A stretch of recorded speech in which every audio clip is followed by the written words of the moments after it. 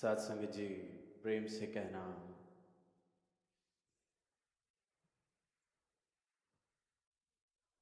आज इस मैदान में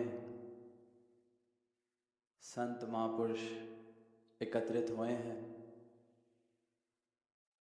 महापुरुषों की वाणी श्रवण कर रहे हैं।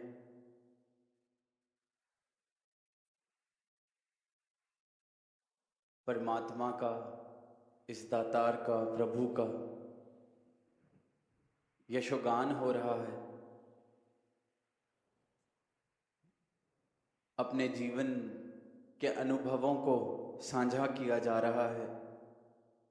ये आवाज़ दी जा रही है कि ये परमात्मा सद्गुरु की कृपा से हमें प्राप्त हुआ है, और इस प्राप्ति के बाद जो जीवन में घटित हुआ है, जो नज़र बदली है, जो इस नज़र बदलने के बाद नज़ारे बदले हैं, जो जीवन में स्थिरता आई है, आनंद आया है, इसे साझा किया जा रहा है। प्रयास किया जा रहा है कि प्रत्येक मानव, एक एक इंसान, एक एक मानव जो अज्ञानता में इस प्रभु से बेमुख होके जीवन जी रहा है, उस तक भी ये आवाज़ पहुँचे, उस तक भी ये बात पहुँचे कि परमात्मा प्राप्त किया जा सकता है।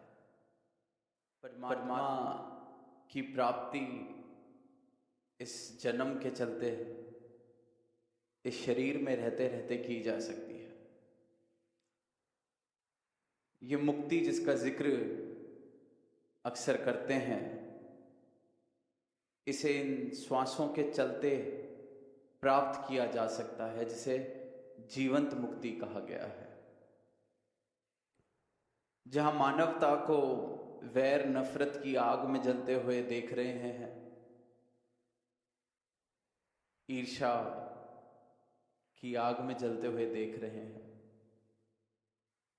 इस प्रकार नफरतों ने जोर पकड़ लिया है कि अपने पराये का भी कोई फर्क नहीं।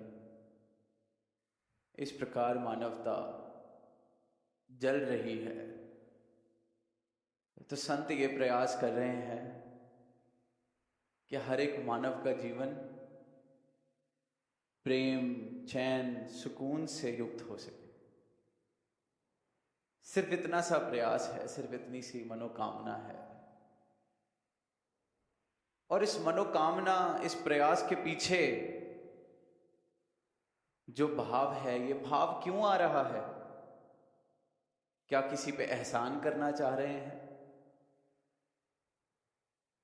क्या ये ऐसे भावों से आ रहा है कि हम एक बेहतर जीवन जी रहे हैं, खुद को ऊंचा मान रहे हैं और इसलिए साझी कर रहे हैं ये बात? नहीं। खुद को बेहतर तो अहंकार मानता है। संतों महापुरुषों के जीवन में तो अहंकार की गुंजाइश ही नहीं, तभी तो संत कहला रहे हैं। समर्पित हो गए हैं, इसलिए तो सद्गुरु के सेवक हैं, इसलिए तो सद्गुरु के दास हैं। तो ये जो भाव है कि सारी ही मानवता तक ये संदेश पहुंचे, सारी ही मानवता को ठंडक मिले, एक एक इंसान इस अज्ञानता के अंधकार से प्रकाश की ओर आ सके, नफरत, वैर, विरोध वाली आग से प्रेम वाली ठंडक को प्राप्त कर सके। ये इसलिए क्योंकि सब में अपना रूप देखते हैं इस ब्रह्म ज्ञान को पाने के बाद। ये कोई अहंकार वाली बात नहीं कि हम बेहतर, क्योंकि अक्सर इतिहास पढ़ते हैं दुनिया में तो धर्म का प्रचार इस प्रकार से ही हुआ है कि मेरा धर्म ऊंचा तो मैं सबको अपने धर्म में तब्दील करूंगा, इनको जीवन जीते कैसे हैं सिखाऊंगा। ये भाव अहंकार का। पर संतों के भाव करुणा वाले होते हैं, प्रेम वाले होते हैं, दर्द वाले होते हैं। पीड़ा होती है संतों के हृदय में जब देखते हैं कि मानव किस प्रकार से पीड़ा में जी रहा है, किस प्रकार से आग में जल रहा है, क्योंकि सब में अपना रूप देखते हैं, सब में इस परमात्मा को देखते हैं। जो ये भाव कहे जाते हैं कि तेरा रूप है ये संसार, तो इसके दर्शन संसार में कर रहे हैं। इसलिए फिर ये मनोकामना, इसलिए फिर ये प्रार्थना, इसलिए फिर ये प्रयास कि सबका भला करो भगवान, सबका सब विधि हो कल्याण। ये कल्याण सबका इसलिए मांगा जा रहा है क्योंकि सबके भले में ही हमारा भला है, सबके सुख में ही हमारा सुख है। सामने वाला भी मेरा ही रूप है, मैं भी सामने वाले का रूप हूँ, क्योंकि हमें बनाने वाला एक, हमें विचरने वाला एक, हमें चलाने वाला एक। जब ये एक ही हर थां पर है तो फिर करुणा वाले भाव आते हैं, प्रेम वाले भाव आते हैं। प्रेम से सामने वाले की जलती हुई जब जीवन को देखते हैं, जिंदगी को देखते हैं, तो अपने भाव संतों के भी हृदय पिघल जाते हैं कि नहीं, कोई भी मानव इस आग में ना जले। हम भी जल रहे थे, हमें ठंडक मिली, हमें ये प्राप्ति हुई, हमारा जीवन प्रेम से युक्त हुआ, आनंद से युक्त हुआ, सबका जीवन युक्त हो सके। तो जहां ये प्रयास करते हैं वहीं इस परमात्मा के गुणों का बखान भी करते हैं। परमात्मा की कृपा, परमात्मा की प्राप्ति, सद्गुरु की कृपा, प्रयास करते हैं शब्दों से जन जन तक पहुंचाने का। पर वहीं एक दुविधा भी हर संत की है, हर महापुरुष की है। जिसे शहंशाह जी ने भी अवतार वाणी में लिखा कि एक ज़बान ही तो मिली है और लाखों ही गुण, अनंत अनंत कृपाएं, तो एक जुबान से जिक्र किया तो कैसे जाए। कितनी ही बात कर लेंगे, कितना ही कह देंगे। तो जहां हृदय तो चाह रहा है कि सब कह दें, सब बता दें, जितना बोल सकते हैं, जितने इशारे दे सकते हैं, जितनी इस परमात्मा ने लियाकत दी है, पर वहीं अपनी बेबसी भी बताते हैं कि इस एक ज़बान से इस परमात्मा का जिक्र किया कैसे जाए। इस एक ज़बान से इसकी लाखों अनंत गुणों का बखान किया कैसे जाए। और कर भी दिया तो ये ज़बान, ये शब्द पूरे कैसे पढ़ें, क्योंकि ये तो निशब्द है, ये तो असीम है। मेरे शब्दों की सीमा है, मेरी सोच की सीमा है।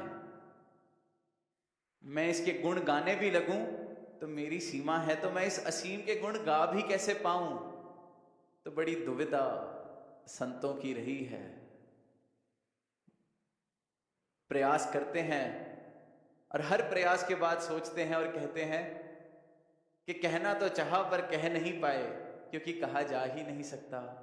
इस अनंत का बखान मैं कैसे करूं, इस निराकार को मेरे शब्द आकार में कैसे बांधें, बांध ही नहीं सकते। इसलिए तो ये निरंकार है, निराकार है। मेरे शब्दों की भी सीमा है, आकार में बंध जाते हैं।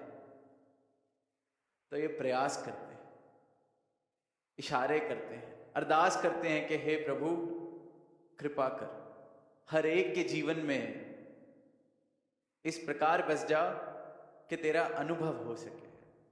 इसलिए बार बार कहा जाता है कि ये परमात्मा अंदाजों का विषय नहीं है, अनुमानों का विषय नहीं है, कि किसी के हमने शब्द सुन लिए तो अपना अनुमान बना लिया कि अच्छा ऐसा होता होगा, अपना अंदाजा लगा लिया। अच्छा असीम, तो जिसकी जितनी क्षमता है असीम को सोचने की, किसी के लिए ये मैदान असीम हो सकता है कि वाह कितना विशाल मैदान, असीम, जहां देखो ये मैदान फैला हुआ है। किसी के लिए पंडाल असीम हो सकता है, जहां तक नजर जा रही है ये पंडाल ही दिख रहा है। किसी के लिए ये शहर, इसका फैलाव असीम हो सकता है। सिर्फ मेरे असीम बोल देने से बात कैसे पूरी हो, सामने वाले की जो सोच है उसके लिए असीम का क्या मतलब है, वो उस हिसाब से अंदाजा लगाएगा। इसलिए दास बार बार कहता है परमात्मा कोई अनुमान या अंदाजे का विषय नहीं, ये तो अनुभव की बात है, प्राप्ति की बात है। और सदगुरु भी यही अवस्था बख्शते हैं कि अंदाजे छोड़ो, वरना तो हर एक इंसान जैसा उसको संस्कार मिले, जैसा वातावरण मिला, उस हिसाब से परमात्मा के अनुमान लगाता है। मुझे संस्कार मिले, मुझे वातावरण मिला जहां परमात्मा को कहा कि ऊपर आसमान में बैठने वाला है, तो मेरा अंदाजा कहता है परमात्मा ऊपर बैठने वाला है। मुझे संस्कार मिला, मुझे वातावरण मिला, परवरिश मिली कि परमात्मा आकार में रहने वाला है, मूरत तीरथ में रहने वाला है, तो मेरा अंदाजा हुआ, मेरा अनुमान हुआ कि परमात्मा मूरत में बसता है, आकार में बसता है। मुझे संस्कार मिला, वातावरण ऐसा मिला कि परमात्मा फलानी चार दीवारी में बसता है, मेरा अंदाजा वही होगा। इसलिए परमात्मा अंदाजे का विषय नहीं है, अंदाजे सबके अपने अपने हो सकते हैं। एक छोटा सा उदाहरण लेते हैं। आज मौसम थोड़ा गर्मी का है, कोई फोन करके पूछेगा जब सत्संग खत्म होगा मौसम कैसा था, सब कहेंगे गर्मी थी। अब जिसने तो गर्मी महसूस की है वो समझ जाएगा गर्मी क्या होती है, उसे बताया जा सकता है दिल्ली जैसी गर्मी है, पंजाब जैसी गर्मी है, चंडीगढ़ जैसी गर्मी है। अब कोई दूर देश में बसता है जिसकी गर्मी ही 25 डिग्री 26 डिग्री होती है, उसको भी फोन करके कहा जाए गर्मी है, वो कहेगा हमारे यहां भी गर्मी पड़ती है, 25 डिग्री 26 डिग्री 28 डिग्री। और कभी वहां जाने को मिले तो दिल्ली वाला पंजाब वाला तो आनंद में घूमे, कितना अच्छा मौसम है, और 25 डिग्री 28 डिग्री वाला कहेगा बहुत गर्मी है, बहुत गर्मी है। अंदाजा, अनुमान, मेरे लिए गर्मी ये है, 28 डिग्री 30 डिग्री मेरी गर्मी है, और यहां 50 डिग्री गर्मी है। कितना अंतर है। जहां ठहर लिए, जैसे संस्कार मिले, जहां जन्म मिला, जहां स्थान मिला, उस हिसाब से जिंदगी, जीवन, ये आसपास जो घट रहा है, हमारा अपना संस्कार बन जाता है, हमारा अपना इस जीवन को देखने का तरीका बन जाता है, अनुमान बन जाते हैं। मेरी लिए गर्मी ये, सामने वाले के लिए गर्मी ये। और यहाँ ठंड, 2 डिग्री ठंड पड़ जाए, कई महापुरुष रहते हैं -40 डिग्री में, उनके लिए वो ठंड है जहां रह रहे हैं। इसीलिए देखते हैं कि जहां जन्म हुआ, जो संस्कृति मिली, जो वातावरण मिला, इंसान अपने अनुमान बना लेता है, अपने रहने सहने के ढंग बना लेता है।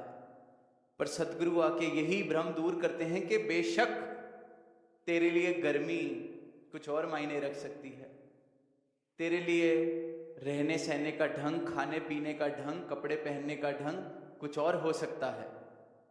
पर एक ये जो सत्य है, एक ये जो परमात्मा है, एक ये जो अविनाशी है, ये 28 डिग्री में भी ऐसा है, ये यहाँ 40 डिग्री में भी ऐसा है, ये दिल्ली में भी ऐसा है, पंजाब में भी ऐसा है। ये आद सच है, जुगाद सच है भी सच, नानक होसी भी सच है। यही सच है, क्योंकि बदलता नहीं है, अनुमान नहीं है। जिसने पाया है एक जैसा पाया है, एक जैसा फिर बखान किया है। हो सकता है कोई कहता हो दयावान है, परमात्मा दयालु है, कोई कहता है परमात्मा नायक है, हिसाब करता है। सबके अपने अपने अनुभव हैं परमात्मा के साथ। हो सकता है सब बिल्कुल ठीक कह रहे हों, पर सबकी बात अधूरी है, क्योंकि इस पूरे का बखान इन शब्दों से नहीं किया जा सकता। इसकी सिर्फ प्राप्ति की जा सकती है, इसे सिर्फ पाया जा सकता है, इसके साथ सिर्फ इकमिक हुआ जा सकता है। और ये इकमिक होना इस जीवन में जीते जीते मुमकिन है, इन सांसों के चलते चलते मुमकिन है। अपनी मैं को मिटा दें, अपनी होंद से जो छूट जाता है, अपनी होंद को जो छोड़ देता है, वो फिर इकमिक होता है। तभी तो गोरख धंधा सुनते हैं वो गीत, तुम एक गोरख धंधा हो। क्योंकि जिसके लिए है उसके लिए हर थाह में है, हर जर्रे में है, हर पत्ते में है। जिसके लिए नहीं है उसके आगे कुछ भी लाके रख दो, उसके लिए नहीं है। हो भी नहीं और हर्जा हो, तुम एक गोरख धंधा हो। ये ऐसा गोरख धंधा है, जब तक हैं तब तक इसकी रमज नहीं समझ आ सकती। तब तक यही मेरे लिए आसमान में बसने वाला, मेरे लिए आकार में बसने वाला अनुमान है।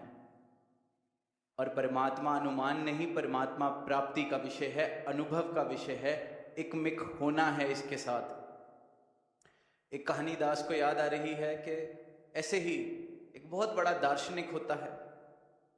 अक्सर देखते हैं या पढ़ते हैं तो दार्शनिक अनेक अनेक सवाल कि जीवन जिंदगी के विषय पे ऐसे ऐसे सवाल सोचने पे मजबूर कर दें। आओ इनका रास्ता ढूंढे, जवाब ढूंढे, शब्दों में, सोचों में इस जीवन को बांधने का प्रयास बखूबी किया जाता है। ऐसे ऐसे विषय जिन पर इंसान सवाल करता है, सोच करता है, उनके जवाब देने का प्रयास करते हैं। एक बड़ा प्रसिद्ध दार्शनिक परमात्मा के विषय पर इसी प्रकार के सवाल, इसी प्रकार के प्रयास, जैसे दास ने कहा, ये असीम है, इसको सीमित कैसे किया जाए, निशब्द है, इसको शब्दों में कैसे बांधा जाए। अब वो भी प्रयास कर रहा है। अब उसका एक मित्र है, वो उसके इस प्रयास को देखता है और कहता है, ये तू कर क्या रहा है? कहता है, किताब लिख रहा हूं। इस परमात्मा के ऊपर जो कहा जा सकता है, जो लिखा जा सकता है, ऐसी किताब लिख रहा हूं कि जितने सवाल हैं सबके जवाब मिल जाएं। जितने इस परमात्मा को लेके बात है, सारी बात मैं कह दूं कि कोई मेरी किताब पढ़े तो उसे परमात्मा मिल जाए। ऐसी किताब लिखने का प्रयास कर रहा हूं। जीवन के गहरे से गहरे सवालों को जवाब देने का प्रयास कर। तो अगले दिन दोनों मित्र सैर पे जाते हैं समुद्र के किनारे। तो जिस मित्र ने सवाल किया होता है, ये तू क्या कर रहा है, वो एक बाल्टी में एक चम्मच से समुद्र को थोड़ा थोड़ा डालना शुरू कर रहा है। चम्मच लेता है, समुद्र से थोड़ा सा पानी निकालता है, बाल्टी में डाल देता है। फिर चम्मच से थोड़ा सा पानी निकालता है, बाल्टी में डाल देता है। 10 मिनट 15 मिनट, जब तक वो दार्शनिक मित्र मजबूर नहीं हो गया पूछने के लिए, तू कर क्या रहा है? कहता है, सारे के सारे समुद्र को खाली कर दूंगा, चाहे जितनी बाल्टियां लगें, चम्मच से भर दूंगा, समुद्र खाली कर दूंगा। ये एक बाल्टी भरने वाली है, फिर एक बाल्टी और लाऊंगा, उसमें इस समुद्र को मैं खाली करने का आज प्रयास कर रहा हूं, और तभी उठूंगा जब ये खाली हो जाए। कहता है, मूर्ख, ये मुमकिन ही नहीं है, तू कर क्या रहा है? कहता है, जब तू एक किताब में इसको बांधने का प्रयास कर सकता है, दावा दे सकता है कि अपनी किताब में इस परमात्मा को बांध लेगा, समझा देगा, तो फिर ये समुद्र क्या चीज है? कहता है, इस समुद्र की तो फिर कोई सीमा है। शायद कुछ वर्षों बाद मैं इसको खाली कर पाऊं, या लाखों लाखों जन्म लगा के शायद मैं इसको खाली कर दूं इसकी, क्योंकि कोई तो सीमा है। पर यह परमात्मा तो असीम है। जब तू इसको बांधने का दावा कर रहा है, मैं समुद्र को नहीं खाली कर सकता। तो बात साध संगत के, ये असीम जो है, इसे सीमा में बांधा नहीं जा सकता। ये निशब्द को शब्दों में नहीं बांधा जा सकता। इसलिए हर संत ने ये बात कही कि सारा समुद्र स्याही बन जाए, सारी वनस्पति कागज बन जाए, तब भी नहीं लिख सकते इसके गुणगान। सारे ही एक बात कह रहे हैं, क्योंकि जिसने पाया है उसने अनुभव से पाया है, प्राप्ति की है, तो गवाही बराबर है, मिलती जुलती है, एकदम सटीक है। भाषा, कहने का ढंग, कहने का तरीका जिस स्थान पे जिस समय में पाया उस तरीके से उस समाज के अनुसार हो सकता है, पर मरम एक, रमज एक, क्योंकि बात एक की है, प्राप्ति एक की हुई है। एक छोटे बच्चे के बारे में सुना कहीं, 7वीं 8वीं कक्षा का वो बच्चा, उसे कहा कि स्कूल में जैसे निबंध लिखने को कहा जाता है, ऐसे लिखने को कहा जाता है, तो टॉपिक था कि माँ के ऊपर, अपनी माँ के ऊपर ऐसे निबंध लिख के लाना है। सारे बच्चे लेके आए, सारा स्कूल लिख के लाया, पर एक बच्चा था, उसकी टीचर ने उसको बुलाया और कहा कि बेटा 2 साल पहले तेरा बड़ा भाई भी इस कक्षा में था, उसे भी ये निबंध लेने को कहा था, लिखने को कहा था, तेरा निबंध पढ़ा तो तेरे भाई के निबंध की याद आ गई, उसके ऐसे की याद आ गई, तो मैंने उसके ऐसे की कॉपी निकाली और तेरे ऐसे के साथ मिलाई, कोई फर्क ही नहीं है, तूने तो बिल्कुल लाइन बाय लाइन टीप दिया, कॉपी कर दिया, एक शब्द का हेर फेर नहीं किया, एक सेंटेंस का, एक वाक्य का हेर फेर नहीं किया, कुछ तो बदल लेता। कहता है मैडम मजबूरी है, हम दोनों की माँ ही एक है, कैसे बदल देता। अब ये परमात्मा एक है, कैसे बदल दें। जिसने पाया है इस एक की एक ही बात करेगा, तरीका जो मर्जी हो, पर जिसने प्राप्त कर लिया है, देख लिया है, उसे कोई फर्क नहीं दिखाई देता। अल्लाह कहिए, राम कहिए, कोई फर्क नहीं दिखाई देता। काशी काबा एक है राम रहीम, देखने के बाद कहा है, प्राप्ति के बाद कहा है, एक है। आप अल्लाह कह दें, आप राम कह दें, बात एक की है। तो इस असीम सत्ता को सीमित दायरों में नहीं बांधा जा सकता, इस असीम सत्ता को शब्दों में नहीं बांधा जा सकता, क्योंकि शब्द भी सीमित हैं, क्योंकि मैं सीमित हूँ, मेरे आकार, मेरी सोच, मेरी बुद्धि सीमित है, तो उसमें से निकलने वाले शब्द भी सीमित हैं। नहीं बांध सकते, नहीं बखान कर सकते, नहीं उसको जस्टिफाई कर सकते, नहीं पूरे पढ़ सकते, सिर्फ प्रयास कर सकते हैं। सिर्फ प्रयास हर एक संत कर रहा है, आवाज दे रहा है मानवता को, सिर्फ एक मकसद से कि मेरे जीवन में ये ठंडक आई है, आपके जीवन में भी आ जाए, क्योंकि हम एक हैं। इसीलिए हर संत ने फिर जब प्रार्थना की है तो सबके भले की, हर संत ने जब मनोकामना की है तो सबके भले की, सुख मांगा है तो सबका सुख मांगा है, फर्क ही नहीं रहा।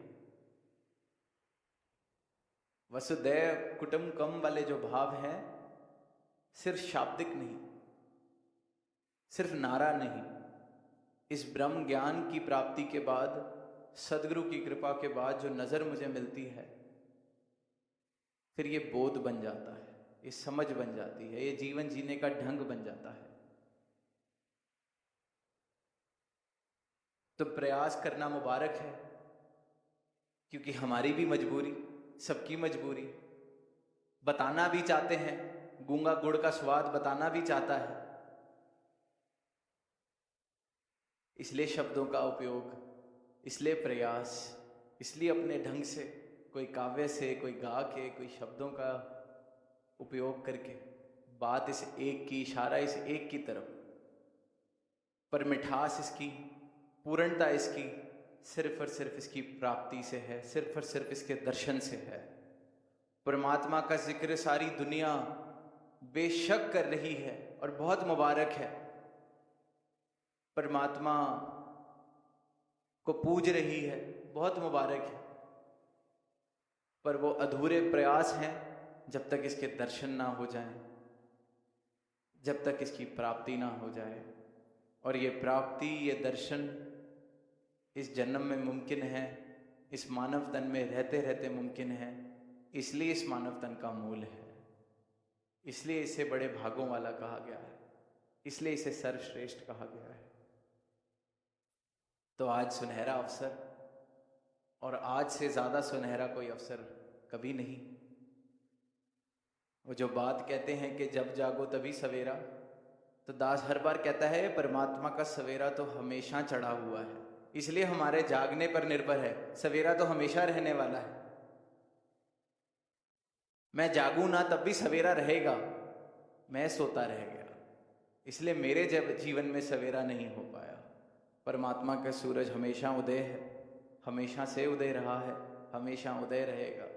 मैं समय रहते अपनी आंखें खोल लूँ, मैं समय रहते जाग सकूँ, अपने जीवन का मूल डाल सकूँ और इस असीम को प्राप्त करके असीम आनंद का भागीदार बनूँ, असीम आनंद से जीवन को युक्त कर लूँ, इसकी प्राप्ति कर लूँ। प्रेम से कहना